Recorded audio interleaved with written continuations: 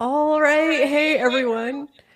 I am so excited to be coming to you live. This is happening, all of us here at the same time. I just love doing this. If this is your first live video with me, this is where anything that can go wrong will go wrong. If my dogs decide that there is a zombie apocalypse happening in the apartment and start barking their heads off, they're going to do it while we're live. If I'm going to have technical difficulties and get booted right out of the call and leave my guest sitting there going like, "Hello, what do I do now?" It's going to happen when we're live. But we are ready to roll with all of it because it is just so worth it when we have that chance just to speak with you in real time and answer your questions in real time. If I haven't already scared my guest off with that introduction, we're going to dive in right now. Let us know to start in the comments where you're joining from. It's always so nice to see where in the world people are tuning in from. And just let you know that today's video is an open Q&A, and you're not limited to this specific topic, but we will be focusing a lot about something that isn't talked about a lot because it's not the easiest subject to discuss. We talk a lot about the physical symptoms that come up with conditions like ME/CFS and long COVID, but today we're going to talk about how to face and manage the equally challenging emotional feelings and emotional suffering that also, unfortunately, comes along as a part of this experience. And you know, I love sharing recovery stories and all the hopeful moments that help keep people moving forward.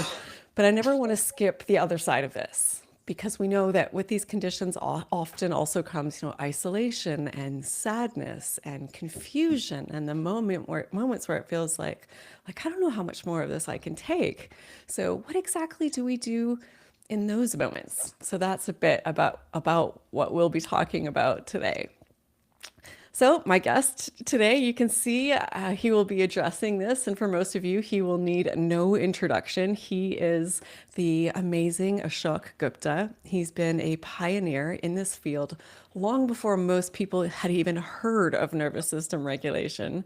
Many of you know him from the Gupta Program, which has been helping countless people recover for 25 years now.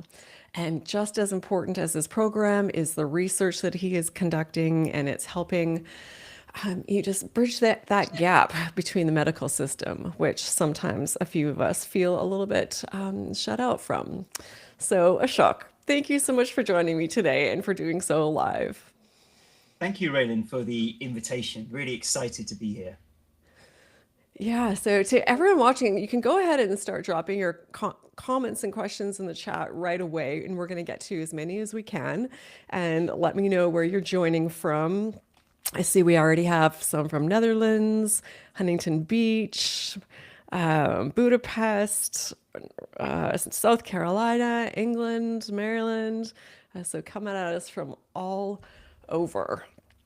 But before I go ahead and open this up to audience questions, Ashok, I'd love to hear from you first. So could you share a bit about the heart of your work and then what made you choose, because you chose this topic, this quite challenging topic for today? Yes, well, we know that a lot of our clients and our patients suffer from some very deep and uncomfortable emotions. And often when we have a chronic condition, whether it's long COVID or fibromyalgia or any of these types of illnesses, it can feel like we can't really talk to anyone about it because it can feel like if I share that I'm feeling anxious or panicky or this symptom or that symptom, or I'm feeling depressed, then someone will assume that it's in my mind and actually the physical aspects are just a reflection of my emotional state of being. And therefore we feel like we can't share those particular aspects of the condition. And I remember when I was ill, so as people know, I was ill with chronic fatigue syndrome in the late 90s. And in those days, people really didn't understand these conditions and they thought it was yuppie flu or all up in your mind. And I would then feel that sense of embarrassment that what's wrong with me? Why can't I seem to cope with this condition? Or why am I being told that it's depression and it's all in my head? And therefore, there was some guilt and some stigma around that maybe this is my fault. Maybe I'm making up in my own head. Maybe I can't handle the life, or I don't have the resilience for this. And in my worst moments, I'll be honest, I felt suicidal when I had the condition in the late 90s because of so little understanding. And I was in the lowest moments of my life. And as you know, in that moment, I made a contract with the universe to say, what is this? Like, if I can just get myself 50% well, 70% well, have a recovery, I will dedicate the rest of my life to helping others with this condition, because I'd met many people. And that's was my journey to say, how can I come out of not only the physical aspects of this condition, but also the emotional, very challenging emotional aspects of the condition as well. It's such a big one, and I'm so glad that you brought it up. I think about, even when I grew up with my mother who had chronic fatigue syndrome, and of course, extremely difficult thing for her to go through, but for my father and myself as well. Because a child growing up with this, I found it incredibly stressful and I didn't understand it. And I had all of these big feelings about it, but that I didn't feel like had any right to have because I wasn't the one going through it. And what I would have given for someone to put some focus, I'm sure my mother would have been extremely happy too, but just on helping us deal with all the emotional suffering that happens. And then on the other side, when I got chronic fatigue syndrome myself, it didn't even feel like something, it felt like more of a luxury to deal with those aspects of what I was going through because we had to look at the physical stuff and all my focus had to be there. But the emotional stuff was so intense and so scary. And I also felt suicidal at a couple different moments on my journey because it is that intense. But yet we almost never look at those pieces of it or work to support people for those aspects when they're going through it. It's just like, try these supplements, do this protocol, let's just get you past this. So yeah, it's a massive gap. And how do we fix that? Yeah, absolutely. Well, I think the first thing is for us to have an understanding of why we are feeling that particular way, because understanding is what then breeds the ability to accept and then move through it. When we have one of these conditions, as you know from our hypothesis and many others out there, when the brain or when we as human beings are experiencing a flu or a virus or mold or whatever condition it might be, or exposure, if our brain then goes into this hyperactive nervous system, so sympathetic response and immune system response, we are going to have lots of disruptions in the brain and in the physical body. So we've all heard of the fight and flight response, that kind of stress response, which floods the brain full of chemicals and also the body full of chemicals and different hormones. Yeah. So that's one aspect, is we already know about that, and that makes us feel stressed. But built on top of that is also from the insular part of the brain, the massive widespread inflammation in the body and in the brain. So we know in chronic fatigue, there's plenty of inflammation that's excessive in the brain as well. And what that does is, just like when we have flu, that decreases our motivation. And the reason it does that is because when we have flu or when we have a cold or any kind of virus, the brain is deliberately trying to make us rest. So it makes us feel down, depressed, demotivated. That is part of the inflammatory emotional response to force us to rest. Because you can imagine if we didn't have that and we had the flu and we suddenly decided to go and run a marathon, we would be potentially putting our life in danger. So the immune system is very clever. It deliberately makes us feel down, low, demotivated. It's actually, it doesn't have a nice phrase. It's called sickness behavior, but it's not a sickness behavior, but it's just the way the body and brain respond to viruses and threats that we experience. So that's one of the reasons we also get that. Then with chronic inflammation and stress, our motivation goes down because dopamine goes down. So we've got inflammation in the brain, we've got fight or flight response in the body, but our dopamine chemicals go down. And dopamine is this important chemical that ensures that we have enthusiasm in life, that we have an interest in doing something, a motivation. And when that goes down, then we feel even worse, and we feel this sense of not being able to feel interested in life or motivated. Serotonin is a mood regulator. Now, there's been quite a lot of controversy as to whether low serotonin is actually equivalent to depression, but let's say there is disruption at least in the serotonin. So our mood regulation is harder. We won't feel like socializing, which can increase the isolation. And finally, oxytocin. So oxytocin is sometimes called the cuddle hormone. It's a sense of feeling connected to other people, feeling a sense of love and connection, and even a capacity to receive love and give love. But once again, when the body and the brain are in this intense fight or flight and inflammatory response, our ability to feel things can be numbed. So we may feel the absence of love or emotional bandwidth with others around us. And many people who are unwell, they will say, I haven't got the capacity right now to socialize or to give right now. And because of that fear, we will also feel this emotional vulnerability. And this is the hardest part, I think, to deal with when it comes to these chronic inflammatory conditions, is that it can almost feel like a dark cloud is over our head. That although we would describe ourselves as a positive person, and most people do who get these conditions, it can feel like a dark cloud is hanging over us. And it's like we're wearing dark glasses looking at the world, and everything seems worse than it actually is. And the good news is that that is just temporary. So yes, it feels really awful when you feel so low and down, and there's this feeling of dread and anxiety that something bad's going to happen, that the world is not a safe place. And ultimately, this all comes down to not feeling safe. But the good news is, as horrible as that experience may feel to you, that is just temporary. It's just a temporary play of the way the brain is feeling because it's got stuck in this chronic response. And what can also happen is, as a result of those chronic responses in the brain, endorphins, which are kind of the natural pain-relieving chemicals in the brain, they also get disrupted. So in pain research, we know that some of these endorphins can be disrupted in the longer term, not in the short term, but the longer term with pain. This can then create dissociation.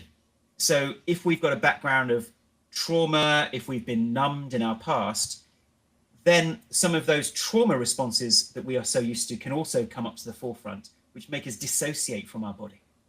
So putting all these pieces of the jigsaw puzzle together, we've got a sense of fight or flight response, so the anxiety and stress response, which is already making us fearful. Combine that with then the inflammatory response and the sickness behavior that is creating this sense of demotivation, lack of interest in life, lower levels of serotonin, compromised levels of oxytocin, so we can't feel that sense of love and connection around us, plus that feeling of dread, lower endorphins. You can see that it's quite natural that we feel those deep, dark, lower moods, the depression, the depressive feelings, the anxious feelings. And this is all, once again, part of just a chemical imbalance as a result of this excessive inflammation. And the key thing then is, if we've had a background of trauma, how does that then magnify some of those experiences? Because it can then remind us of past experiences and past traumas as well. So I hope that just having that scientific explanation as to why we're feeling the way that we're doing, the way that we're feeling emotionally, can help us understand that it is not a reflection of the world. So I always say the emotional mind is like a brilliant marketing machine. It's trying to market, hey, feel sad now, buy some anxiety, get panicky. It's trying to market its product to us. It's persuasive. And if we can just have that moment of awareness, say, yes, this feels bad, but now I recognize that this is just a temporary state in the brain as a result of this chronic condition, and is not a reflection of my life or the situation that I'm in. That is such an important thing to understand, because most of us think it's a weakness of our character, or we should just try harder to snap out of it or be happier, or this emotion isn't helping anything. So, but it's somehow I brought it on myself. So understanding how it is all a part of what's going on, I mean, takes the load off a little bit, reminds you that it's temporary, and that also it's not your fault, and it's not because you're not strong enough or trying hard enough, and that anyone going through something like this is going to be feeling this whole host of really unpleasant things, is what I'm hearing you saying. Absolutely. Absolutely. Yeah. And I think there's three things kind of related to that, which I'd like to share, which is, as we mentioned, if people have had adverse childhood experiences, past trauma, there may be then a magnification of those experiences because of the dissociation that can occur.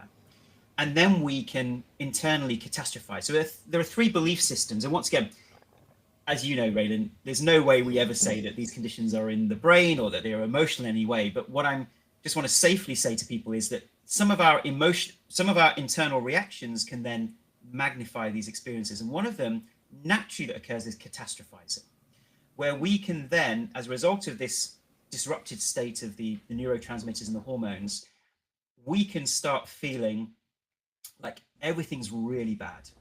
We can catastrophize about our symptoms. We can catastrophize about whether we're going to get better. And that's one thing to look out for, is just observing the mind. Am I getting carried away with this feeling? And can I recognize that this is not a real environment, not a real experience, but it is a temporary experience. The second one that can sometimes happen is eternalizing. So when we have a bad feeling like this, we can eternalize it. We can feel like, because it feels so bad now, it's going to be like this forever. I'm never going to get out of this. So that's the eternalizing. And many people do this. Like, you can get into an argument with a friend or a partner, and it feels so bad in that moment, it can feel like, oh my gosh, this is it. We're never going to get out of this. It's all lost. And of course, if everyone felt that about a relationship, there would never be relationships. The relationships go through the ebbs and flows of ups and downs, the arguments. So it's getting out of that feeling that I'm going to have this forever and realizing it's just temporary. It's a temporary experience. And when we retrain the brain, we can calm these inflammatory responses down and get ourselves back to normal. And the third aspect is the hopelessness. So the first one that magnifies it is catastrophizing about what we're experiencing. The second one is eternalizing it, thinking we're never going to get well. And the third is hopelessness, not feeling like we have any agency to do anything about this. Not only is this going to be here forever, but there's nothing that I can do. And sometimes that's a belief that's perpetuated by potentially, doctors, the medical profession, even some support groups sometimes, because they're purely on the biomedical level and saying, we're all waiting for this magical biomedical agent that's going to come along, cure these illnesses, and then we'll be done. But the truth is, as you see, Raylan, with people that and what we see at our clinic, people are healing every day from these conditions. And so when we feel that sense of hopelessness, it's so good to watch recovery stories or be inspired by other people's stories where they've been in the deepest, darkest depths of these conditions, but to feel, actually, I am empowered. People do heal. Let me not be dragged down by this artificial chemical state in my brain. Actually, there is hope. Actually, there is empowerment. People heal. And I'm going to be determined to go along that path. So important. So important. I do see we have some questions rolling in. So why don't we take a look at one of our first ones? Okay, we've got from Anaya. Hi, Ashok. Any quick, simple ways to turn over the extreme emotional responses when we are stuck in survival mode? Seems like there is no interruption mechanism, goes to a physical reaction in the brain. So I think that the most important thing is that when we are having an extreme reaction emotionally, and as you said, it could be anxiety, it could be panic, it could be some really dark feelings that come along. Each of us need to have our go-to techniques that we know in that moment is going to be beneficial for us. And what we call these are grounding techniques. Because when we are in those survival states and those anxious states, and this is going to be now, we're going to get a slightly woo-woo, so I hope you're okay with a bit of woo-woo, Raylan. Our vibrational energy, we are no longer in our body. We're actually vibrating out here. So often people describe when they feel really anxious or they are not feeling grounded, it's like they're vibrating up here. They're no longer grounded in their physical body. And therefore, it's about finding practices that help you reground and get more in touch with your body, more in touch with the ground, more in touch with feeling, I can only describe as being grounded. So for some people, what that involves are some somatic techniques. So in our program, we call it somatic retraining, where it's getting back in touch with your physical body.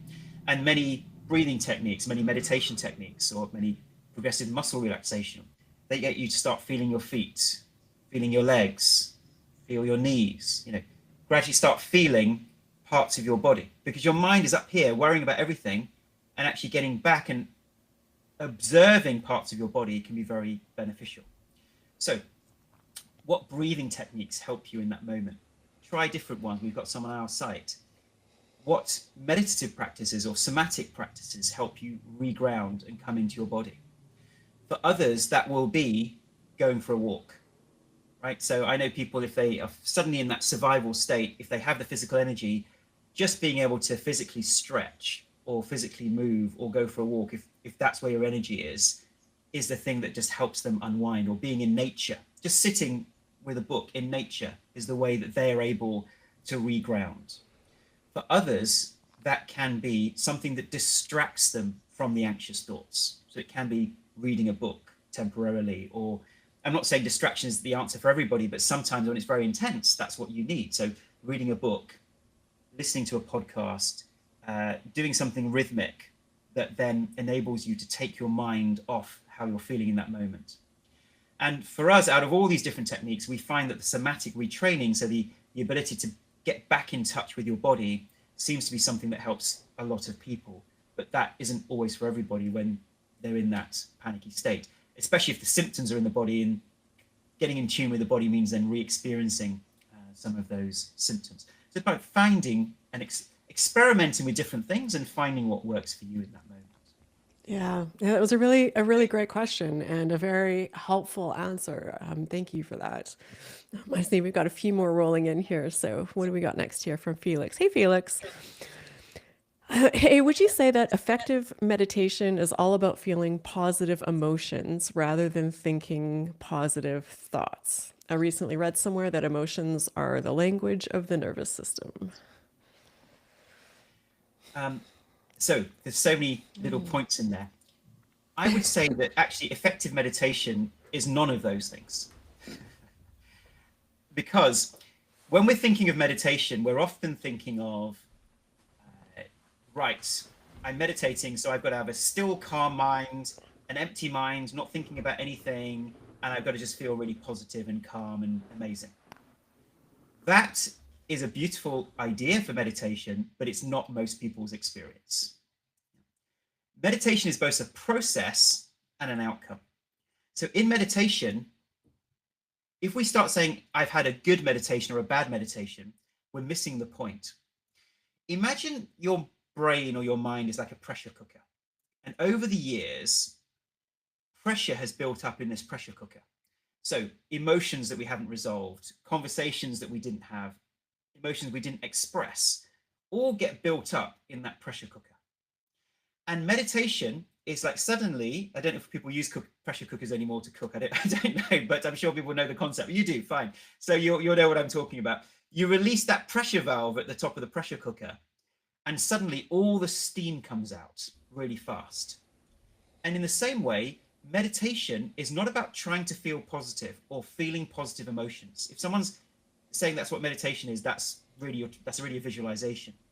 What we're doing is we're becoming still and watching. And suddenly the mind says, oh, thank God, you're now allowing me to release the pressure which has been built up in this system. Rather than adding more thoughts and more negativity, we're giving an opportunity for some of this steam to be released. So in that moment, you may have some negative thoughts that come up, some anxieties that come up, some feelings that feel very uncomfortable in the body, or you just feel agitation. What is that telling you? It's telling you that just being still is making you feel agitated. Therefore, there's a lot of pressure to be released from this pressure cooker. So with meditation, I would like us to let go of the idea of there's a good or bad meditation. Meditation is not good or bad, it's a process. And so if you have a meditation full of negative thoughts, full of anxiety and just stuff coming up, I'm not saying you have to stick at it, but don't see that as bad. It's just a release of things that are happening. And as the pressure comes out of the cooker, then you begin to get moments of stillness later down. That might be a day later, a week later, a month later. And then it's not about being positive. It is about being neutral in the presence of those thoughts popping up. So we don't want to be positive about it. We don't want to deny, say, oh, no, I feel great. That's not a meditation. that is denial. So it's saying, I observe these thoughts, but I'm not going to get involved with them or carried away with them. Let them come, let them rise, and let them go. I accept whatever is happening in this moment. Just giving space without judgment, releasing. That makes a lot of sense. Yeah, lots of confusion about meditation and lots of different things that people call meditation that maybe necessarily is a helpful practice, but isn't quite meditation. So yeah, it's helpful to know the distinction for sure, and when and how to use what. Absolutely. And what's important also is that a lot of people experience meditation just as a experience on its own. But actually, with these ancient techniques, breath work always came first. So the breathing is just as important as the meditation. The breathing prepares your mind for the meditation. So if you suddenly have, you're anxious person, anxious mind, you just sit down and meditate. Of course, then the pressure cooker says, right, time to release, and all these thoughts come up. But if you allow yourself to spend 5 to 10 minutes just doing a breathing practice, which is what we encourage our clients to do, then that just takes the edge off things and prepares your mind for the meditation. So I would always encourage people to do the breathing techniques first. Love that. All right, what was our next question there?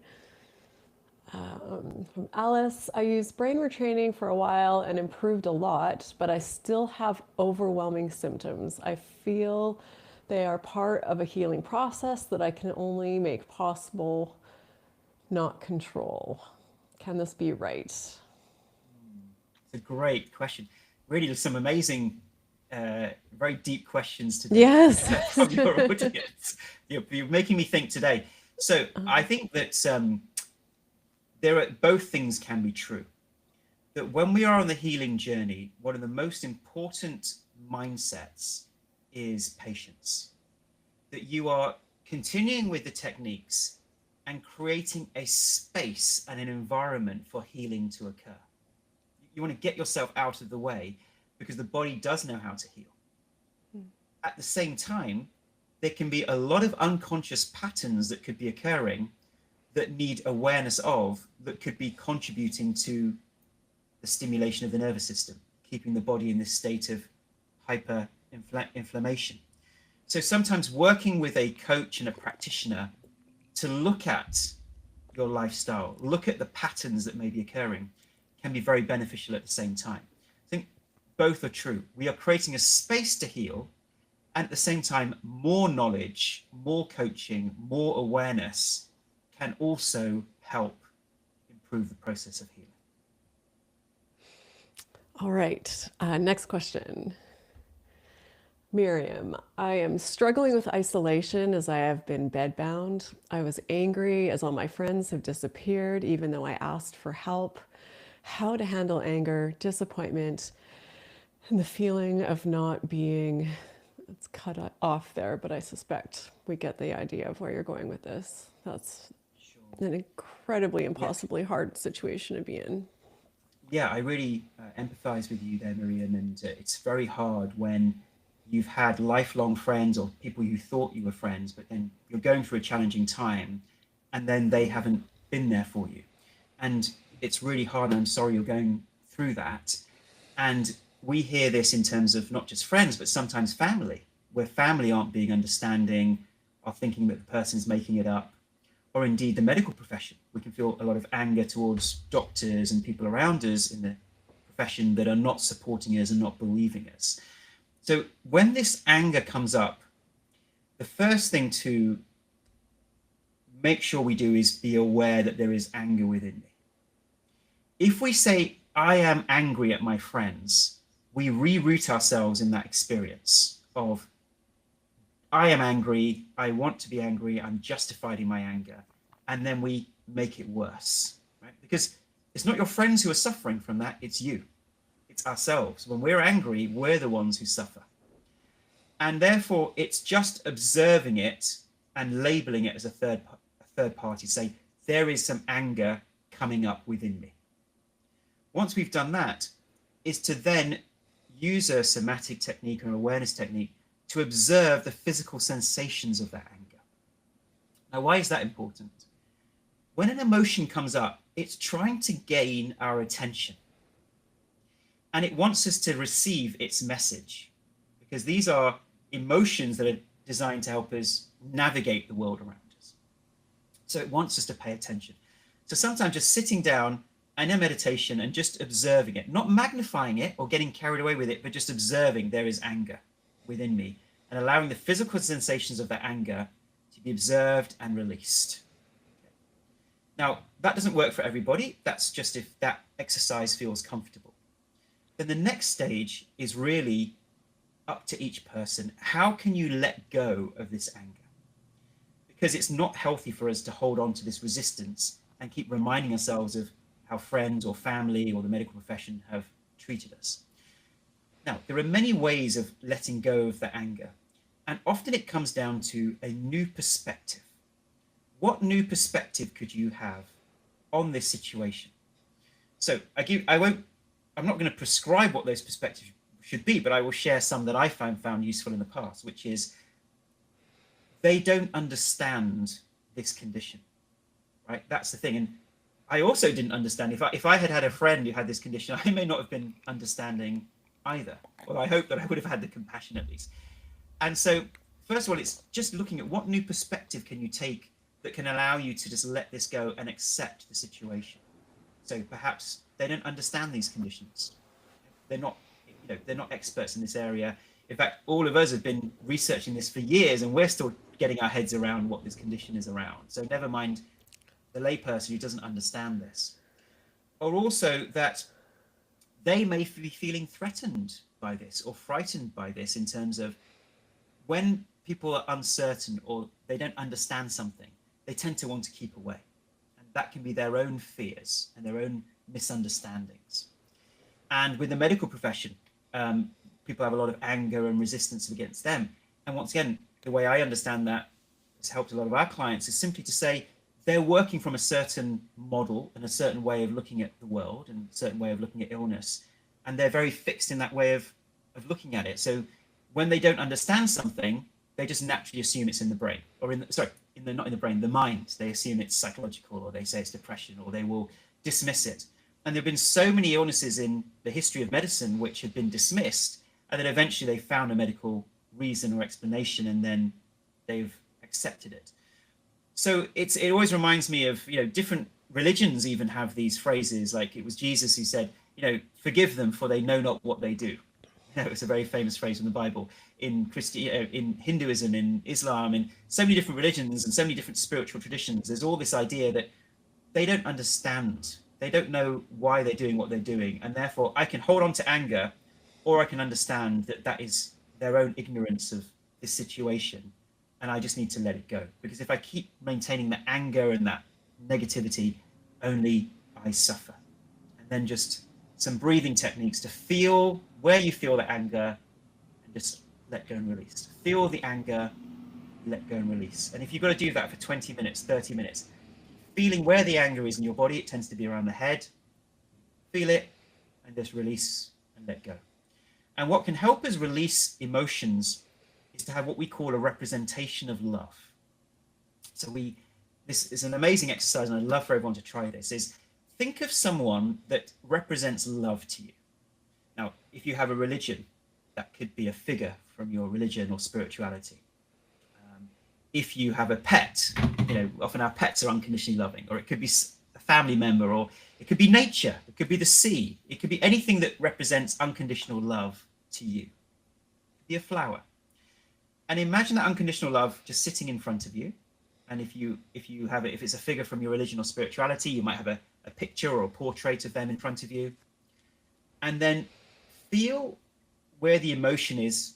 Might be in your head, it's anger, might be fear in your chest. Observe the physical sensations. Take a slow, deep breath in. And just imagine releasing that pent-up energy to unconditional love, to your representation of love. You're just releasing it, letting it go with a smile. And you come back into the feeling again, feeling it fully, take a deep breath in and release it. And when you're releasing it, feel that connection to your representation of love. Feel that sense of being reassured, taken care of, being looked after. And that feeling of being that you are looked after by love in this universe, whatever that figure or person may be, allows the mind to feel safe enough to be able to release those danger signals. And that's the secret of that technique. That was very helpful. That a lot of that resonated. I was reading recently that a lot of our anger or dissatisfaction in life comes from because we all have expectations about how things should be, about how people should treat us, about what our life should look like right now, our finances, our relationships, our health. And the bigger the gap between these expectations and the reality, the more frustration and anger we feel. And it's a tough one, I find. But the remedy, for this is to let go of the expectations and instead work on the acceptance of what is. And it might be that your friends aren't the friends that you expect them to be, and that's unfortunate. But continuing to hold on rigidly to how it should be isn't really helping us. And it's the same with our health. And it doesn't mean you'll never have friends that are there for you like that. It just doesn't exist right now. And your health might not be where it is right now. But fighting against that isn't helping you in finding some terms of acceptance of this is what it looks like now. I find can, diffuse a lot of that. Otherwise, you're just going through your days with the injustice of it all. Why? Why isn't this? Why? It's supposed to be this way. But it's a really tough thing. I'm wondering what you'd say as well about, because another piece of a question was about the isolation, and that's something that comes up a lot because most of us that face these conditions are alone so often. And then you have almost nothing but your thoughts, which can get you even more into this like anger and why. So it's not an easy question, but in your experience and the people that you work with, what are some things to help people through those days of being on their own?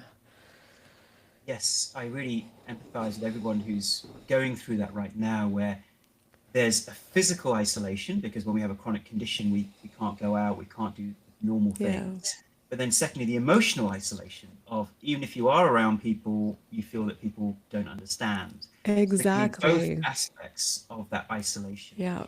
And what we find with our clients is very useful is some of the things that we've put in place to help people feel part of a community.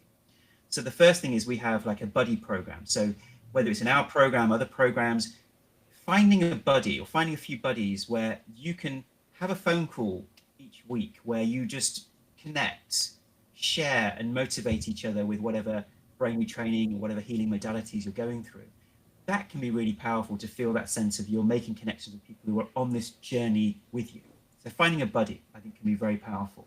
And we have a way of people doing that. I think the second thing is we have something, as you know, called daily Gupta size, which are these daily Zoom calls for nervous system regulation and brain retraining. We have a few hundred people a day coming onto those events. Wow. And that's proved very popular because now people feel like every day I'm seeing friends, I'm seeing people, I'm feeling part of a community. And so if it's not with what we do, we offer that first bit free. The meditation is actually free, the group meditation every day. So come onto that, feel that part of community, or find other online communities which you can engage in some breath work or meditation in each day. Thirdly, at the end of our webinars, we now have small groups that come together and people can connect. So how can you find these small healing groups online? There are, the way to think about it is the way to relieve my loneliness is to help someone else relieve theirs. So it's reaching out our hand first. And I appreciate if we have a chronic condition that can be challenging, but what are the ways that we can reach our hand out first to meet people who are also feeling lonely and isolated? And in doing so, it becomes a win-win for everybody. And how can I connect with people? And I think there can be some very subtle ways that we can reconnect with people whilst also maintaining, our energy levels as well. I love that so much. I alleviate my loneliness by alleviating someone else's. I want to get that put on my wall somewhere or something so I don't forget. It's such a great way of thinking about it. It brings Yeah, and that it's the happiness. universal. Yeah, it's the universal phrase of what you do to another, you do to yourself, because we are all one. Yeah. So whatever you put out there, it's like a boomerang. It will come back to you in some shape or form. So if you are making others feel happier, that's why people who do volunteering, they're much Mhm. happier because they do volunteering. Because what you give to another, you will re-experience yourself. That's the Yeah, we universal have principle. so much research showing, some of the greatest contentment and satisfaction and happiness we get in life is by doing things for other people. And when you put it in the context of loneliness, it switches it from this, like, you think it just feels better than this, like, please be my friend, I'm very lonely, to, hey, I noticed you're all on your own too. Like, maybe we can connect. And it's coming at it of a more, yeah, from a better place. I think that's really helpful. Absolutely. So if you're in a party or an event and you see someone in the corner who's kind of by Yeah. themselves, be the first person to go and speak to them, Yeah. and you'll be amazed at the experience you'll have, the conversation that you'll have. Now, at the same time, we of course are very aware that people may have limited energy if they have long Hmm. COVID or chronic fatigue syndrome, fibromyalgia. So in those cases, it is about preserving, your energy and not becoming a helper and rescuer of others. Because one personality trait that we see very often in these conditions is the rescuer, a feeling like I need to go and heal everybody else. So it's also the balance of making sure that whilst we're reaching out our hand and connecting, we aren't pushing beyond our boundaries as well. Excellent. All right. What's our next question? From Joylyn.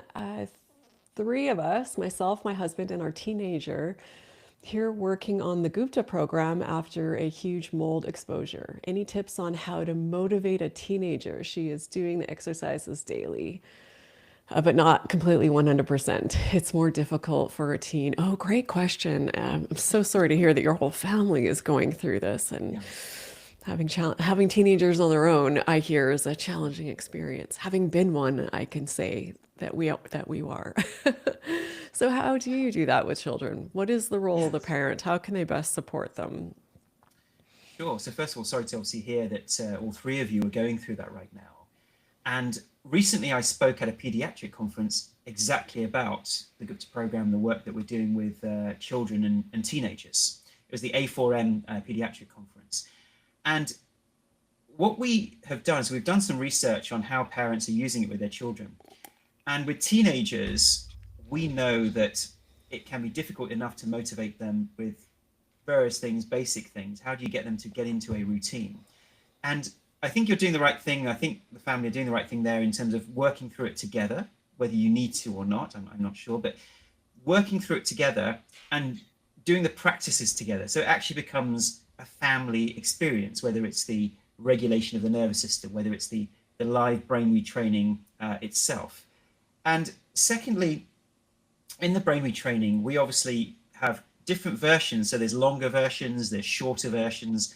So get the person, or get your teenager to use the shorter versions at the very least. So that you're giving them a safety valve that if it feels too much or they can't do it, at least there's a way they can engage without feeling the pressure of having to do all these different tools and techniques. So how can you create good habits? So we as human beings, we need to create these habits, we need that regularity.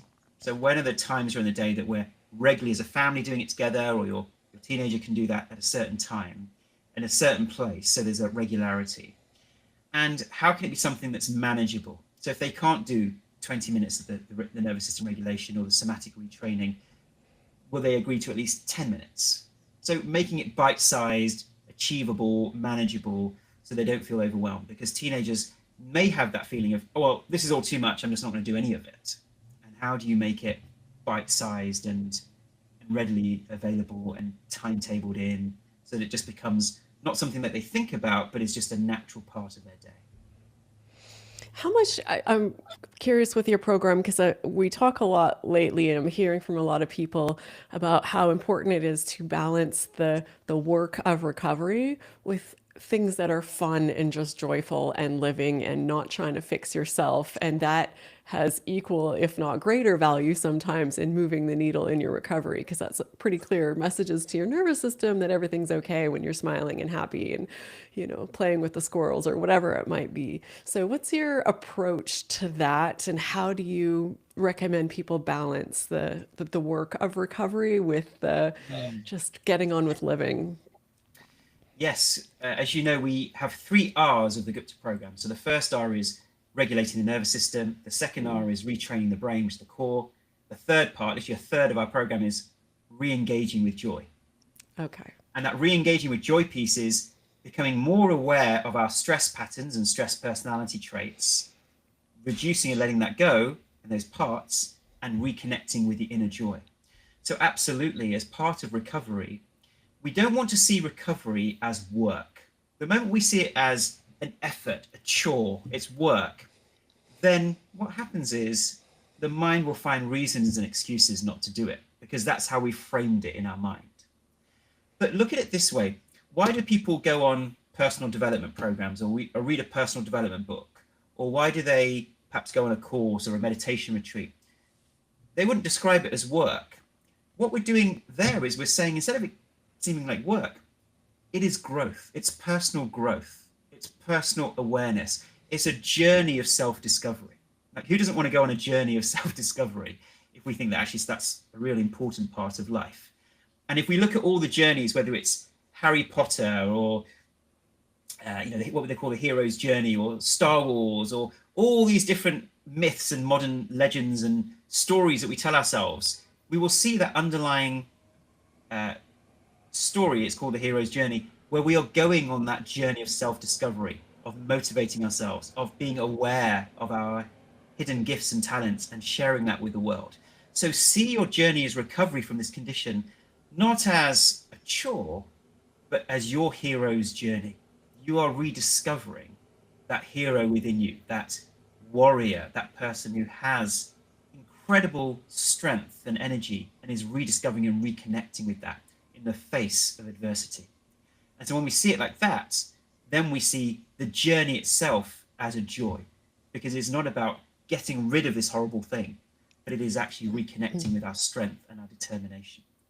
And then, secondly, allied to that, part of recovery is definitely re-engaging the prefrontal cortex with happy, uplifting experiences. And we even call this glimpsing in our program. So many people report that, yes, they feel really unwell, but suddenly they might be at a party, or suddenly they're just laughing with friends, and somehow they are suddenly feeling much better, and the symptoms seem to have temporarily disappeared.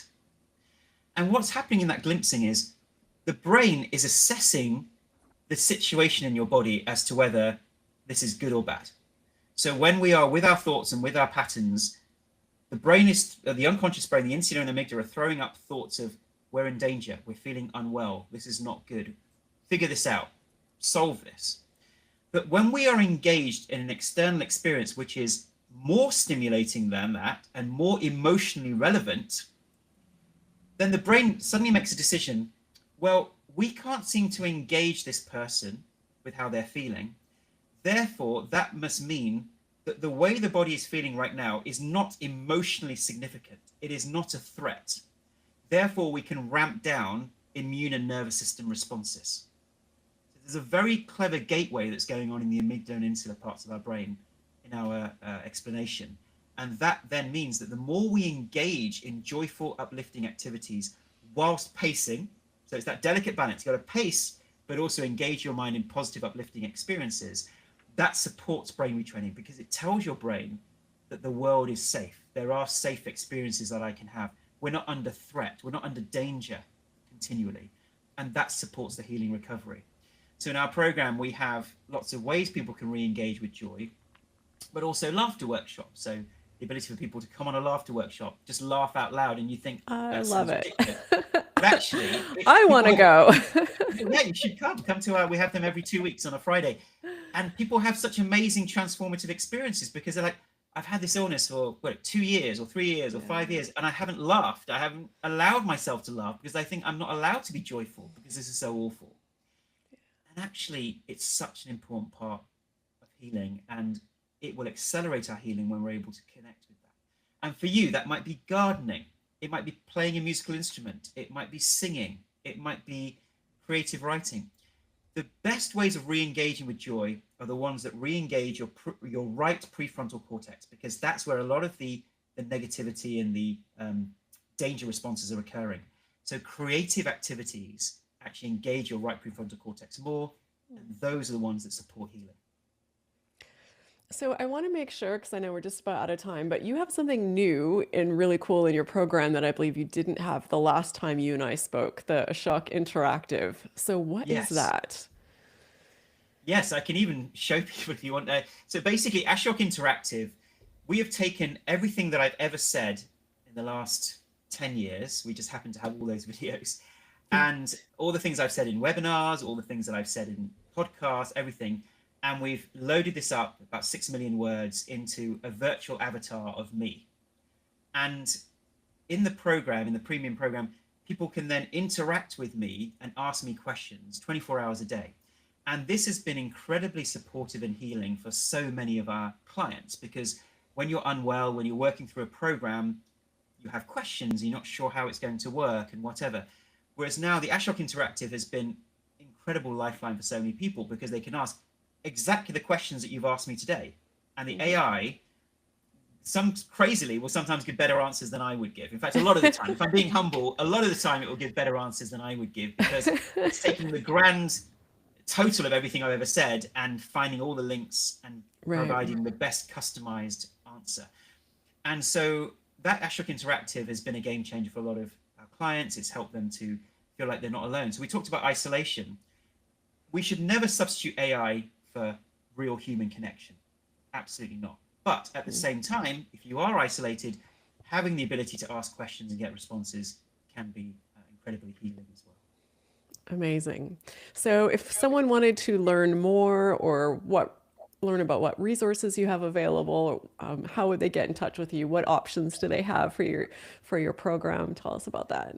Yes, so we would love for people to come to our website. So that's guptaprogram.com. And then also they can go to the App Store or Play Store and download the app there as well. And I think you're going to put this obviously in the show notes. And for yourself, I forgot to mention this earlier, we're giving a 10% discount to anybody who's coming through yourself. So the code there, discount code is Raylan10. So if you put in Raylan10, we'll give everyone a 10% discount as well. So that's, at least you can come on.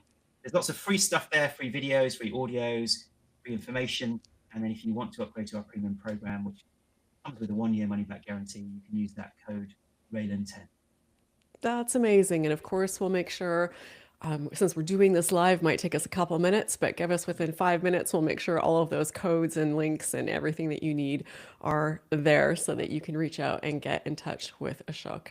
I can't even begin to imagine the amount of expertise that you have accumulated having done this for 25 years.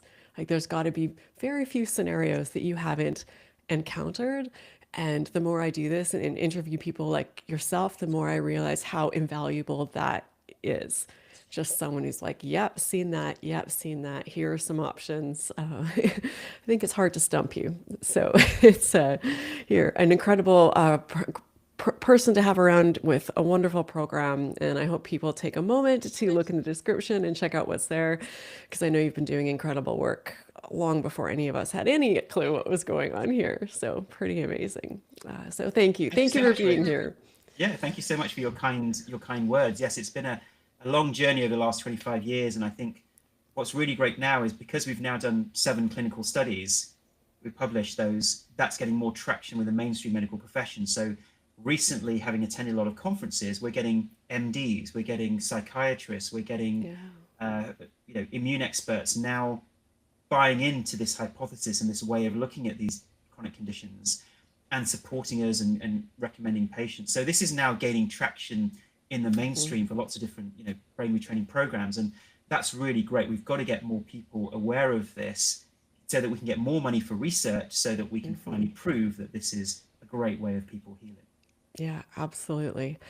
Thank you to everyone who joined us live. All of those great questions. They were amazing. I'm sorry if we couldn't get to them all, but we did the best we could. Really appreciate you being here, watching, sticking around with us to the end. And if you're catching the replay, even better, you'll have some timestamps and you can jump around to what you want to see. So thank you again, Ashok. Thank you again for those of you watching. And I hope you take a few minutes to check out his incredible resources because he's doing amazing work. And there's no need to be going through this alone when there are people out there that know the path.